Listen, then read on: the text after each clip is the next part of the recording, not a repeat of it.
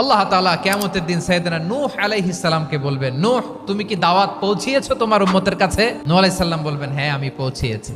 এবার নূহের উম্মতকে আল্লাহ জিজ্ঞেস করবেন, এ নূহের উম্মতেরা, তোমাদের নবী নূহ কি দাওয়াত পৌঁছিয়েছে? নূহের উম্মত বলবে, না আল্লাহ, আমাদের কাছে কোনো সতর্ককারী আসে নাই, কোনো নবী টবি আসে নাই, কোনো দাওয়াতও আমরা পাই নাই, আপনারাও চিনি নাই, জান্নাতও চিনি নাই, জাহান্নামও চিনি নাই। নূহ আলাইহিস সালাম বিপদে পড়ে যাবেন। তখন আল্লাহ বলবেন, নূহ তুমি বললা পৌঁছিয়েছো, তোমার উম্মত বলে কিছু পায় নাই। নূহ তোমার কি কোনো সাক্ষী আছে?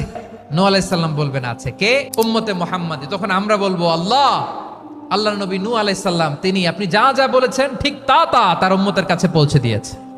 এবার নূহের উম্মতের সাথে আমাদের ঝগড়া লাগবে। তারা বলবে, তোমরা আসছো আমাদের হাজার হাজার বছর পরে, তোমরা কি করে জানলা? তোমাদের সাক্ষী ধর্তব্য হবে না?